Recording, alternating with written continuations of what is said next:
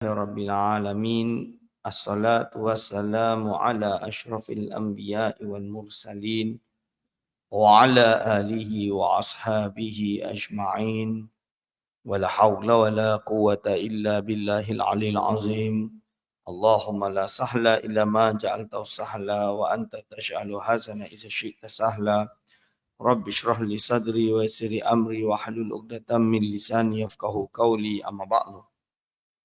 Pada yang terhormat Tuan Nazir Pengurusi Masjid Syakirin yang saya kasihi, pada segenap asatizah para alim ulama, para imam, para masyayikh di masjid yang mulia ini, wabil khusus kepada segenap hadirin wal hadirat hafizakumullah. InsyaAllah pada pagi hari ini kita meneruskan pengajian kita kitab Risalatul Tauhid. Kita berada pada muka surat 64 tuan-tuan dan puan-puan, fasal ke-21.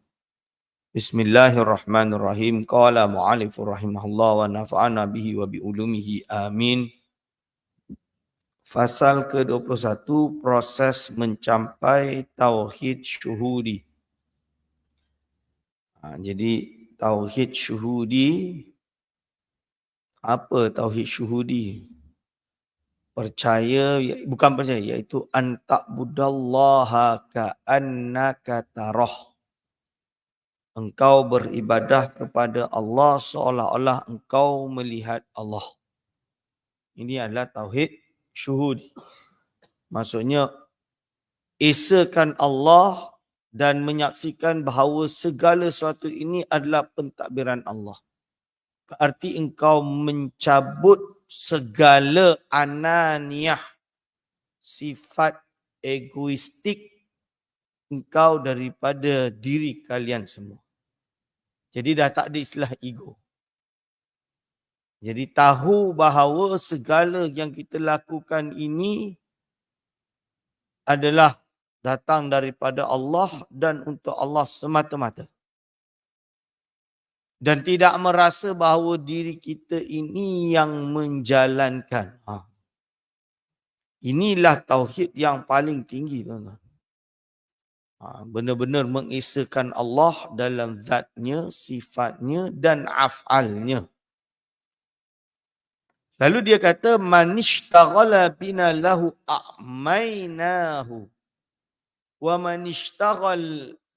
manishtaghala bina lana basarnahu.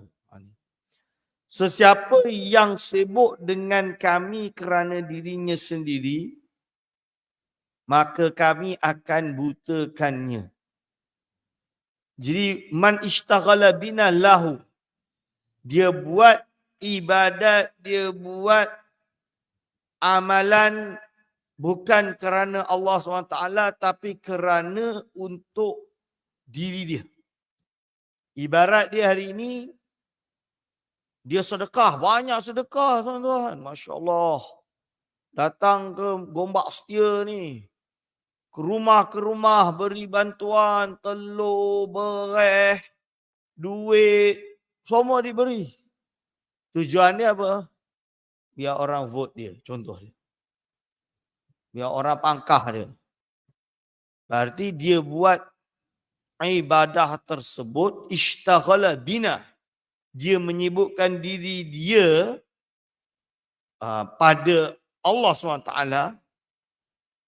Tapi kan sedekah kan kerana Allah, sedekah kan ibadah kan kita kata. Ishtighal bina bahasa Arab. Maksud dia itu berbuat kerana dia buat ini, zahir dia adalah perbuatan yang menyibukkan diri kepada jalan Allah. Kita panggil ni perkara ibadah. Tapi lahu, dengan tujuan untuk diri dia, diri fulan bin fulan tadi tu. Masuk fulan bin fulan tu macam tadi. Dia buat sebab tak ikhlas, tidak ada ikhlas. A'mainahu, maka nescaya kami akan butakannya. Iaitu siapa yang sibuk melakukan ibadah semata-mata untuk mendapatkan kepentingan dan bahagian keinginan dirinya. Sedekah ibadah. Baik. Tapi dia buat untuk pangkah, Dia buat untuk apa? Untuk voting. Dia buat untuk apa? Untuk pangkat. Untuk dapat sesuatu. Habuan untuk diri dia. Dan kebahagiaan keinginan dirinya, maka dia akan dibutakan daripada menyaksikan hakikat keagungan dan kesempurnaan Maha Pencipta. So dia tidak akan mendapat tujuan sebenar. Kita beribadah kepada Allah untuk mendapatkan redha Allah, bukan untuk manusia. Sebab itulah hadis di dalam sedekah, sedekah yang betul-betul diterima oleh Allah. Orang yang memberi tangan kanannya, tangan kiri dia tak tahu. Means dia banyak beri sedekah, orang tak tahu dia yang sedekah. Ini tuan-tuan dan hadir abidakumullah. Jadi tidak disebutkan. Hari ini tak. Kan? Supaya orang pangkah dia. Tak boleh. Lalu dia kata, siapa yang sibuk dengan kami kerana kami. Man ishtaghala. Itu ishtaghala, bukan ishtaghal. Fi'il madhi ni dia tak boleh mabni sukun kecuali berjumpa dengan dhamir rafa' mutaharrik. Dhamir rafa' mutaharrik tu seperti ta, tu, ti, tu saya, ta tu anta, ti tu anti. Ini. Na, darabna. Baru boleh na tu nahnu, kami. Tapi kalau wa man ishtaghala bina, ishtaghala tak boleh ishtaghal.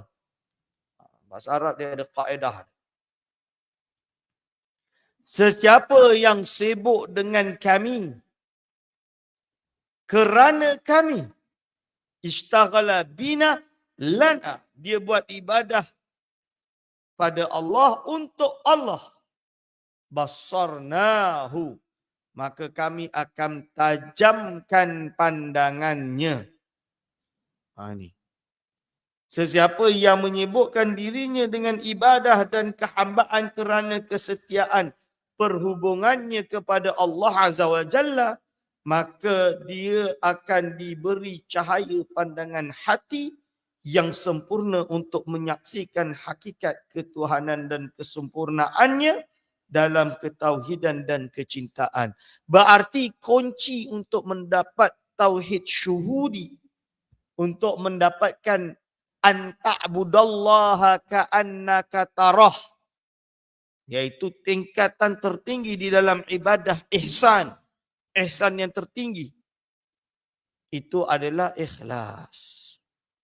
Kita buat ibadah kerana Allah. Dan ikhlas itu sangat susah. Sangat-sangat susah. Tuan-tuan dan puan-puan, saya yakin dalam hati tuan-tuan sendiri merasakan bahawa kita belum mendapatkan ikhlas. Kita boleh cakap, lidah boleh sebut kerana Allah Ta'ala, buat ini untuk Allah, semuanya kerana Allah. Tapi hakikatnya lidah kita tidak selaras dengan hati kita. Hati kita ni bila kita ibadah masih ada harapan untuk kita, betul? Masih ada niat balasan untuk diri kita. Macam orang datang solat, biar tak ada orang kata aku tak pernah pergi masjid. Contoh dia. Dia masih fikir orang lain. Biar jangan orang yang datang pergi ke masjid, solat beribadat, supaya orang kenal aku, boleh nanti aku calonkan orang pangkah aku. Tak boleh. Dah hilang niat keikhlasan tersebut. Orang yang betul-betul ikhlas, dia memang fokus hanya pada Allah SWT. Dia tak peduli. Dalam erti kalau orang benci dia, orang kutuk dia pun dia, Alhamdulillah.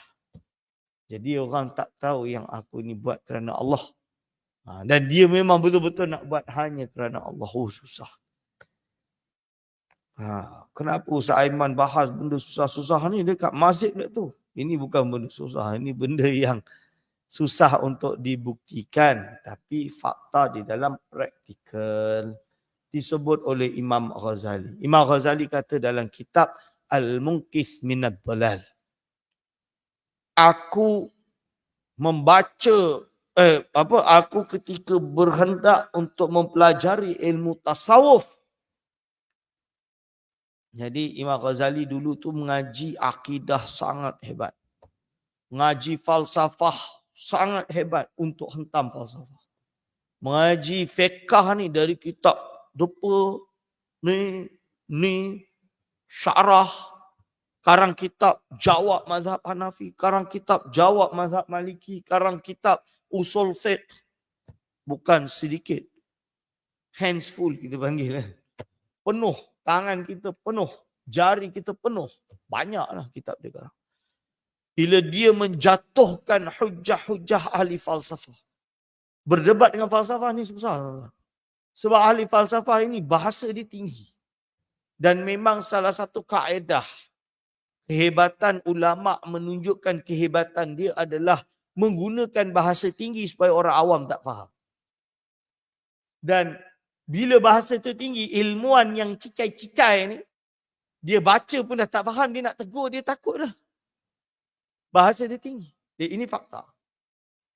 Prof. Nakib Al-Atas, tuan-tuan baca boleh faham tulisan dia. Prolegomena tu, baca. Belum tentu orang boleh faham. Saya baca kadang 10 kali satu page. Untuk betul-betul faham. Kerana ketinggian keilmuan dia.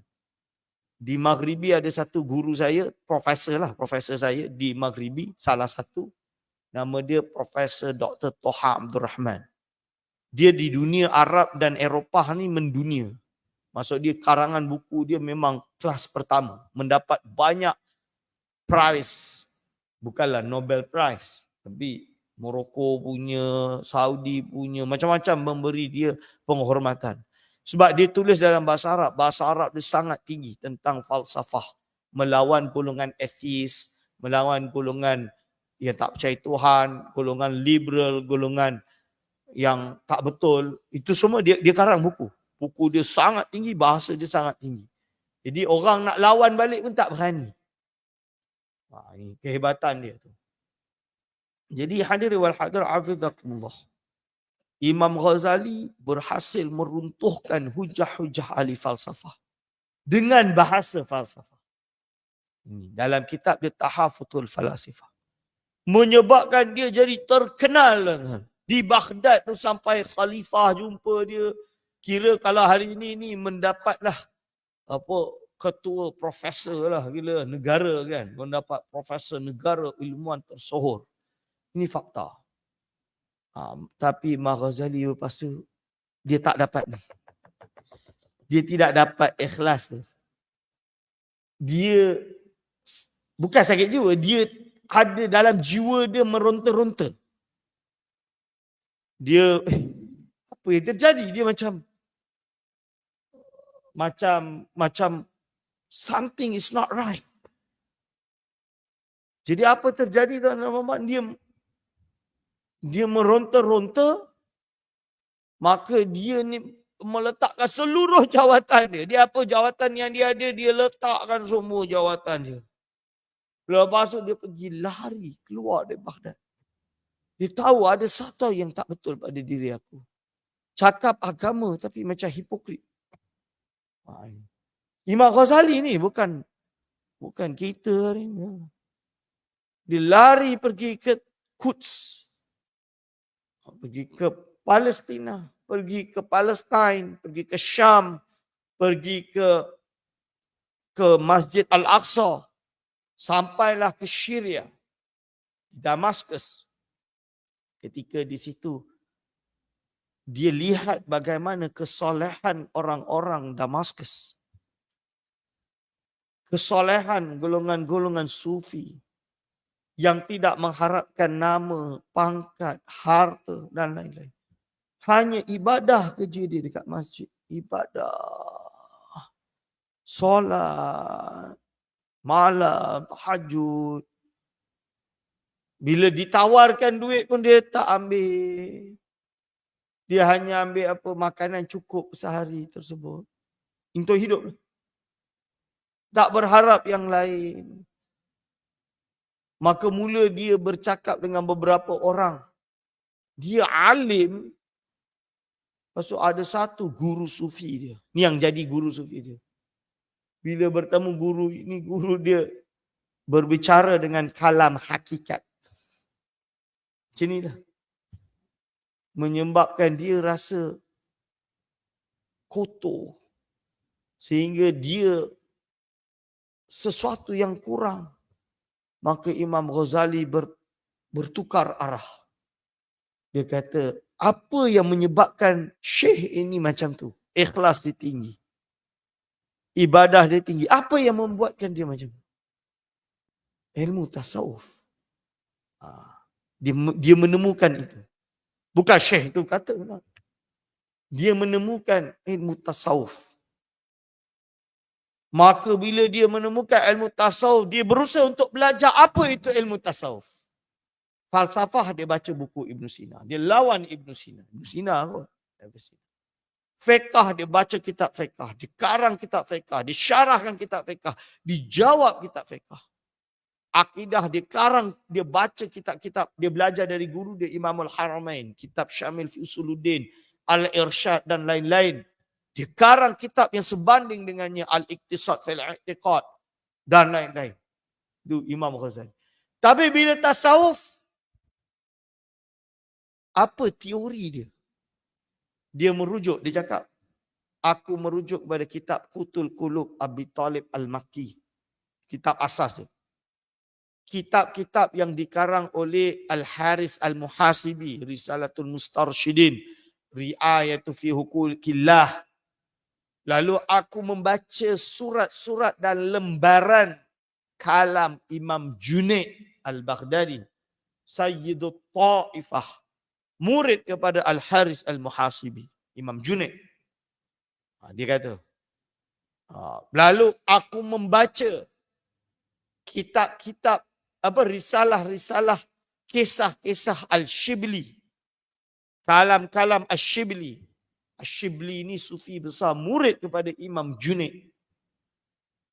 Shibli ini, dia ni sangat takut dengan maksiat. Tengok perempuan tak nak. Kalau tengok perempuan dia nangis. Ini Shibli ini memang sangat tawaduk, diam, khumul. Ini Shibli. Dia baca. Dan dengan baca ni sekejap saja aku boleh faham. Dia kata macam tu. Baca kitab tasawuf ni sekejap saja aku dah menguasainya. Jadi dia tak susah. Tak macam tuan-tuan nak belajar Nahwu Sorof bahasa Arab. Saya mengambil masa bertahun-tahun nak mengaji.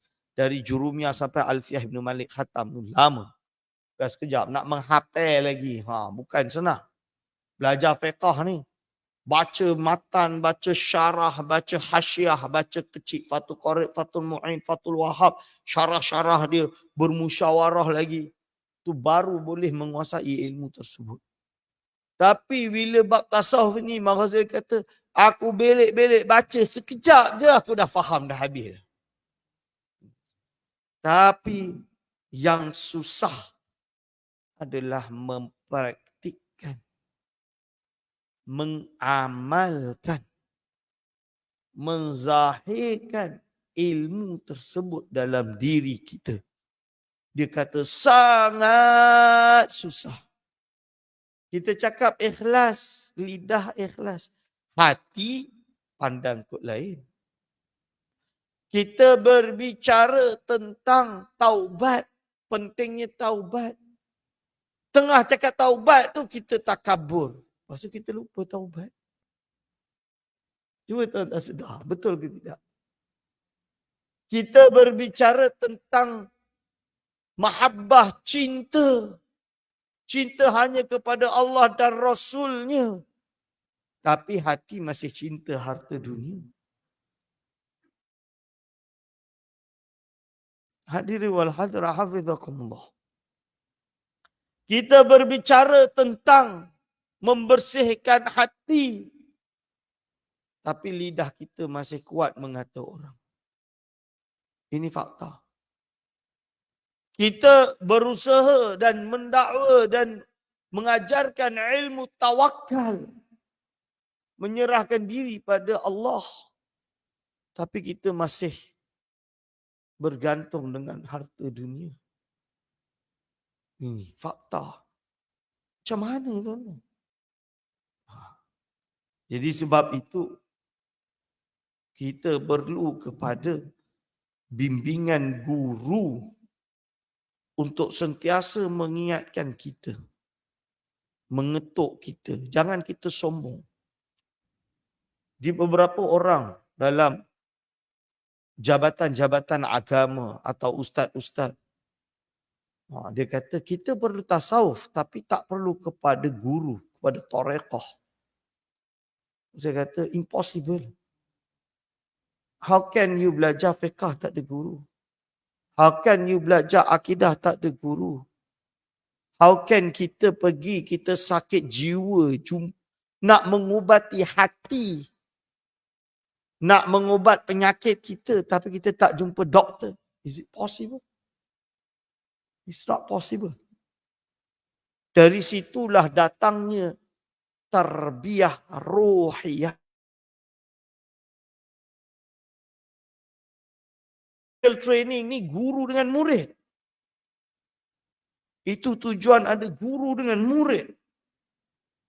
Suhbah, ikatan murid dengan guru inilah yang dipanggil dengan berguru atau perguruan. Di dalam bahasa Arab dipanggil dengan nama at-tariqah. Bahasa Melayu tarekat. Datang orang yang tak ada ilmu tapi berpakaian. Wahabi yang berpakaian ahli sunnah. Dia Wahabi. Tapi dia pakai baju ahli sunnah. Dia kata kebanyakan ajaran sesat datang daripada pengajaran ilmu tasawuf dan tarekat. Siap sebut nama jawatan dengan lain-lain lagi. Meletakkan nama institusi. Saya jawab, ini pembohongan besar. Sebab apa? Dia tu dah memang tolak tarekat, dia katalah ajaran sesat. Maka disesatkanlah tarekat-tarekat yang banyak. Dibuatlah teori. Kita tak perlu bahas tasawuf. Cukup penyucian jiwa. Ilmu akhlak. Itu. Tasawuf ni dah disebut istilah tasawuf sejak abad ketiga, kedua tuan-tuan. Hijriyah, zaman salafus salih. Nama dah ada nama tasawuf. Jadi tuan-tuan semua perlu kepada ilmu tasawuf. Tuan-tuan semua perlu kepada bimbingan guru. Tapi saya tak boleh jadi guru tuan-tuan. Sebab umur tuan-tuan jauh lebih tua dari saya. Dalam banyak hal. Sebab guru ni perlu kepada yang dewasa. Yang lebih tua dari kita, yang dah makan garam banyak. Saya makan garam sikit. Sebab takut darah tinggi. So dia tak boleh. Jadi kena ada ilmu tasawuf. Sebab itulah takutnya tasawuf itu juga dipesongkan oleh orang yang tak cukup syarat. Dia tak ada ilmu. Dia hanya ikut-ikut. Tiba-tiba dia nak jadi syekh dalam tarekat. Dia pun mengaku diri dia guru mursyid. Pakai serban besar, pakai jubah, pakai sulam, pakai tongkat, janggut panjang. Kan? Contoh dia. Dia kata dia guru tarekat. Zikir, Masya Allah, bagus. Bila kita cakap je, dia tidak ada ilmu dalam ilmu tasawuf. Dia juga tidak ada sanad yang sah dalam ilmu tasawuf. Ini namanya golongan pendakwa tasawuf. Golongan macam ni bahaya. Dan inilah yang membuat tarekat-tarekat itu sesat. Sebab apa? Tarekat tak sesat. Fulan bin Fulan tak layak jadi syekh lalu ngaku syekh. Ini yang bahaya. Sebab itu di Negeri Sembilan ada enactment tarekat, dia ada jilsah turub sufiah. Dia panggil orang tersebut, dia tanya. Kau belajar dengan siapa, guru engkau, sanad engkau macam mana, wirid engkau apa sahaja, dalam kes ini macam mana, dia tanya depan-depan. Dia tengok macam mana Fulan bin Fulan jawab. Tapi kalau Arab pun tak reti. Apa itu tasawuf pun tak reti. Apa itu tawakul, apa itu tauhid sufi, apa itu ini, apa itu, apa itu rabitah, apa itu zikir, apa itu rawatib, apa itu suluk, syarat-syarat suluk, syarat-syarat ini. Semua tu tak reti. Baca kitab, bagilah kitab. Baca kitab pun tak reti. Kan? Okey, tak reti bahasa Arab. Tak apa, baca Jawi. Kitab Syarul Salikin Jawi. Bagi Jawi pun tak reti. Okeylah, tak reti baca kitab. Dia tengah rabun. Kan? Kita husnuzan. Kita tanya dia. Pun tak reti, ini namanya pembohong. Bila pembohong, barulah diumumkan bahawa dia bukan guru tariqah. Kalau dia sesat, kita umumkan, kita fatwakan bahawa dia ini membawa ajaran sesat. Faham tak? Itu. Jadi ini kerana kita nak amal tasawuf ni. Amal, kita perlu bimbingan guru. Idza zala hawaka kushifa atau yukshafu laka an babil haqiqah. Jika hawa nafsumu telah lenyap, maka akan Allah Subhanahu wa taala singkapkan bagimu akan pintu hakikat. Jadi jika hawa nafsumu lenyap, once kita dah hilang dari sifat ananiah kita. Macam mana nak tahu kita hilang sifat ananiah kita? Tuan-tuan sahaja yang boleh tahu. Kushifa, maka akan Allah SWT singkapkan yukshafulaka. Yang paling betul yukshafulaka. Akan disingkapkan, boleh kushifa juga. Fi'il madhi pun boleh menunjukkan erti. Maka benar-benarlah akan tersikap. Jadi fi'il madhi ni sikit nahu. Fi'il madhi ni walaupun dia kata kerja menunjukkan erti lampau.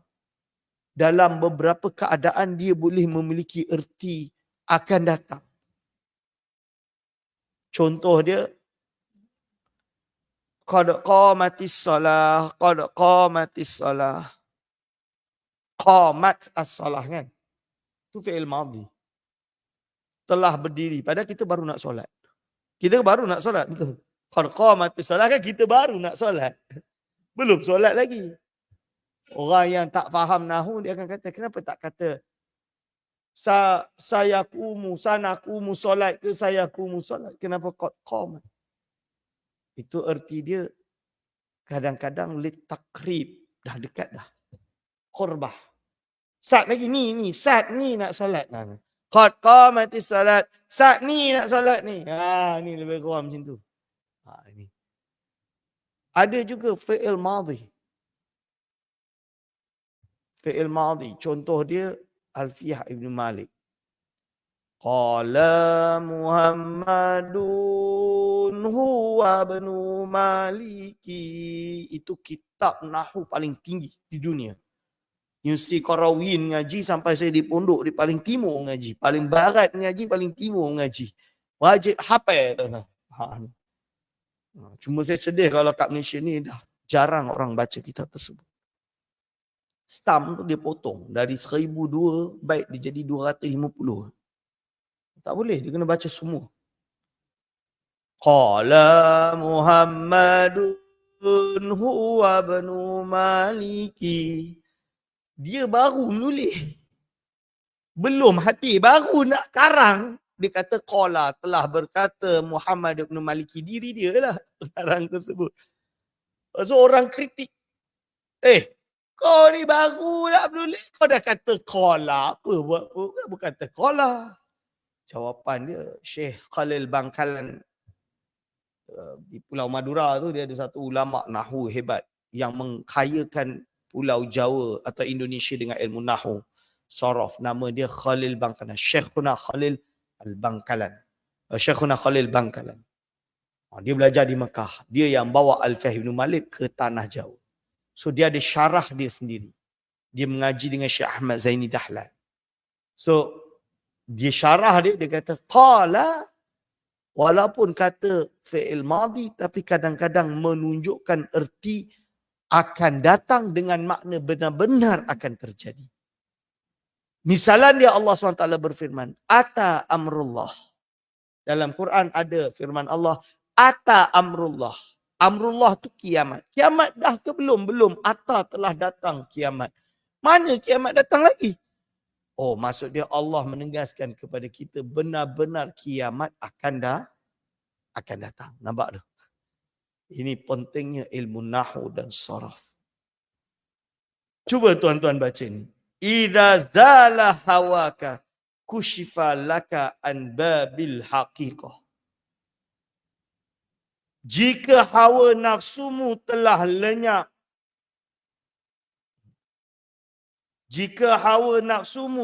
lenyap, maka akan Allah Azza wa Jalla singkapkan bagimu akan pintu hakikat. Kushifa. Dia guna bahasa kushifa. Yukshafu ni kawan saya buat kausain. Tapi yang betul kushifa. Maka akan singkap. Allah singkapkan. Means apa? Kalau kita betul-betul hilangkan hawa nafsu dalam jiwa kita, itu adalah janji Allah akan membukakan, menyikapkan bagi kita semua pintu-pintu hakikat. Jadi taukid. Maksud dia, panjang duk cakap nahu kenapa? Nak jadi guru torekoh, guru ilmu tasawuf ni tak bolehlah tinggal nahu saraf. Tak bolehlah tinggal ilmu zahir. Kenalah ada ilmu zahir. Sebab itu orang-orang yang tidak ada asas di dalam ilmu, saya tak kata dia kena nahu saraf jadi imam dalam ilmu nahu saraf. Tak. Saya tak kata tu. Minimum cukup bagi dia. Nahu saraf tu cukup. Fiqh tu cukup bagi dia. Dia tak payah jadi mujtahid. Jadi setaraf mufti. Tak. Tapi bab fiqh tu cukup. Dalam ilmu zahir yang lain dia kena cukup. Betul-betul cukup. Barulah dia boleh faham tasawuf tu betul-betul. Sebab kalau tak dia baca ibarat pun dia akan salah erti. Betul ke tidak? Dia akan salah faham. Dan ini yang berlaku pada hari ini. Orang mengaji tasawuf, mengaji tarekat, tak ada ilmu tersebut. Kalau jadi murid tak apa. Tiba-tiba nak mengaku jadi syekh. Kalau dia setakat memimpin zikir, tak ada masalah. Dia hanya setakat memimpin itu tak ada masalah. Tapi ini mengajar, buka kitab, berbicara tauhid sufi. Berbicara tentang syatahat. Berbicara tentang wahdatul wujud lah, apalah. Tapi bila kita bagi kitab satu hafal tak kerti. Kan? Ini contoh dia. Ini bahaya. So kalau tuan-tuan tanya saya, Ustaz Aiman ni suruh cari guru mursyid untuk membersihkan jiwa. Macam mana nak cari guru? Ini saya bagi tahu. Barometer dia. Dia punya mizan dia. Ini mizan dia. Saya tak boleh sebab saya theoretical. Ni saya jaga teori. Dan saya terus terang. Apa yang saya ajar ni semua saya memang susah nak amalkan dia. Dan umur saya tak cukup makan garam. Tapi kalau tuan-tuan berusaha mencari guru, boleh dapat yang kena cari yang betul-betul alim rasih. Dulu, zaman dululah.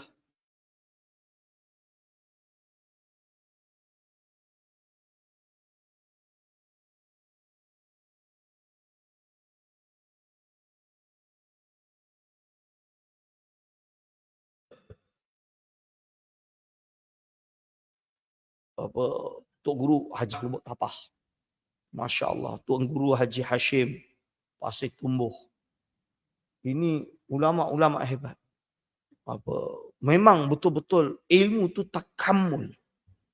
sempurna, semuanya di cover. Habis. Datuk Murtadha, mantan Mufti Negeri Sembilan meninggal. Dia ni Masya Allah, kalau mengajar tasawuf tu, betul-betul proses. Yang sedang hidup ni, beberapa ustaz yang ada yang muda, dah tua, di Negeri Sembilan contohnya, yang boleh mengurai perkara ini macam imam besar Masjid Negeri Sembilan tu. Itu saya kagum dia, sebab dia boleh betul-betul masuk membahas mendalam, tapi nahu sorof dia sangat kuat. Maksud dia apa? Dia punya ilmu alat dia, dia punya fiqah dia, dia punya tauhid, ilmu akidah dia tu kuat sehingga dia boleh menguraikan dengan makna yang betul. Itu dia hadir wal hadir afizakumullah. Ini.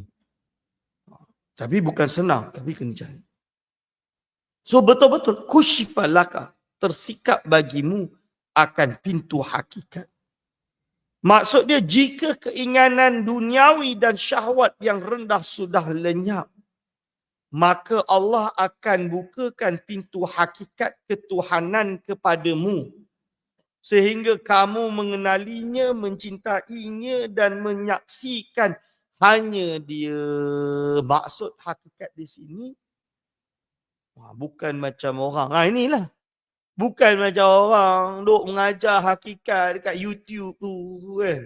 Duk cakap merapu, solat pun tidak, bahasa Arab pun tidak erti. Saya pening kepala, adalah Fulan bin Fulan.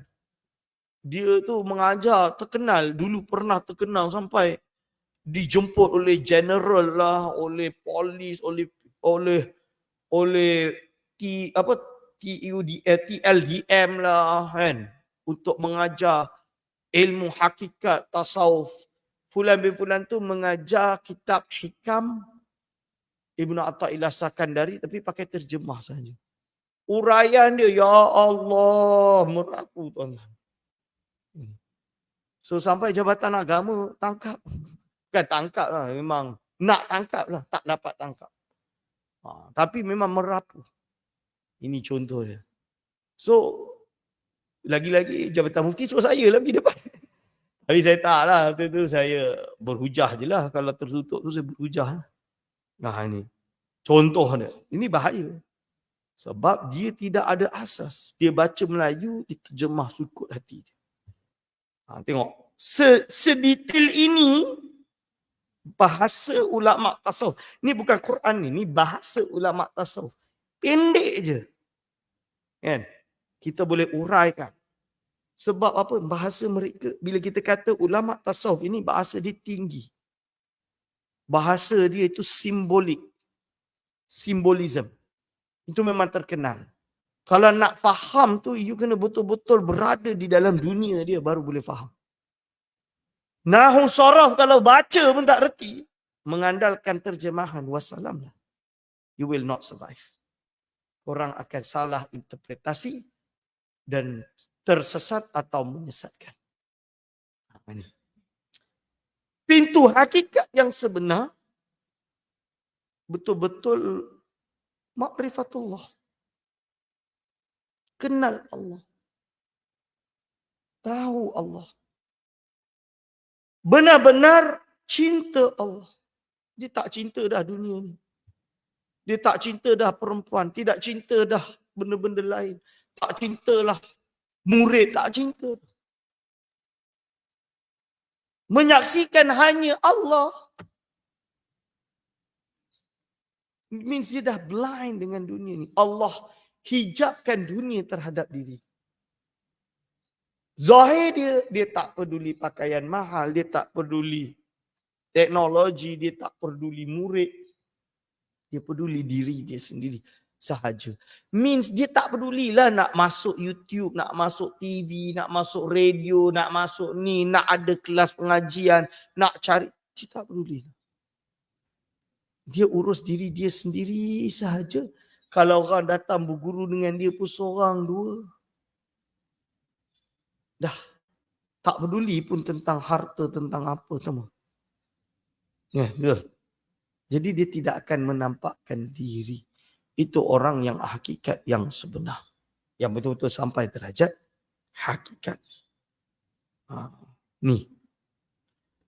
Fatafna iradatuka fayukshafu laka an wahdaniyati. Maka kehendak kamu akan lenyap. Maka seterusnya akan tersingkap bagimu akan wahdaniyah keesaan Allah Azza wa Jalla. Kehendakmu akan lenyap. Tafna. Tafna. Yang kita nak, aku nak duit, aku nak kaya, aku nak harta, aku nak tersohor, aku nak ini, aku. Itu semua akan lenyap. Tak ada. Fatafna. Tidak ada. Fayukshafu laka an wahdaniyati. Maka seterusnya akan tersingkap bagimu akan wahdaniyah keesaan Allah Azza wa Jalla. Maksud keesaan itu apa? Keesaan dalam zatnya. Means kita tak boleh nak gambarkan Allah Subhanahu wa ta'ala. Kita tak boleh, kita tahu, we cannot imagine how he is, Allah SWT macam mana. Tak boleh. Kerana apa? Allah SWT tidak ada bandingannya. Allah Subhanahu wa ta'ala adalah Tuhan yang mukhalafatul lil hawadis. Zatnya tidak seperti makhluk. Kita akan mengesakan Allah pada sifatnya. Kita tahu dialah yang bersifat dengan wujud. Dialah yang bersifat dengan qadim. Dialah bersifat dengan qudrah. Dialah bersifat dengan iradah dan lain-lain. Maka kita akan mengesakan Allah pada perbuatannya. Segala apa yang berlaku di alam ini, semuanya adalah ta'aluk tanjizi hadith daripada sifat kudrah Allah. Segala yang berlaku di alam ini adalah merupakan ta'aluk tanjizi qadim bagi sifat iradah Allah Subhanahu wa ta'ala. Allah berkehendak, ta'aluk tanjizi qadim. Berarti tuan-tuan yang dekat sini tidak lain tidak bukan merupakan apa? Ta'aluk berkaitan dengan kehendak Allah sejak azali. Kita panggil qadim. Sedia ada. Jadi tidak akan ada kita semua dalam masjid ini berjamaah tadi dan mengaji ini, melainkan ia adalah ketentuan daripada Allah Subhanahu wa ta'ala dan perbuatannya berlaku. So, bila ini terjadi, tak adalah kita ni. We do not feel our iradah anymore. Kita punya iradah, kehendak kita tak ada lah. Sebab apa? Kita rasa macam ada. Ya, hakikatnya siapa yang jadikan? Allah. Serahkan pada Allah. Tak angkat balik semua serahkan. Ini yang dikata. Ma ramaita idh ramaita walakinnallaha rama. Hadirin wal hadirat afidakum. Fatatahaqqaqu bihi annahu huwa bila anta ma'ahu. Fatatahaqqaqu, maka kamu telah pun merealisasikan dengannya. Engkau dah merealisasikan dengannya. Annahu, bahawa sesungguhnya yang wujud itu. Annahu, bahawa sesungguhnya yang wujud itu. Huwa, hanyalah dia Allah Subhanahu wa ta'ala. Bila anta ma'ahu, bukan diri kamu yang berserta dengannya. Kawan saya Ustaz Raja Mukhlis sampai bold kan, untuk orang faham maksud sebenar. Maksud dia ketika disingkap hakikat ketuhanan, lalu keinginanmu juga sudah lenyap dengan kecintaan kepadanya, maka tersingkap juga hakikat keesaannya, iaitu semua adalah tentang Allah Azza wa Jalla, bukan tentang kamu. Kamu dan seluruh makhluk diciptakan untuk Allah dikenali sesuai dengan tafsiran Sayyidina Ibn Abbas.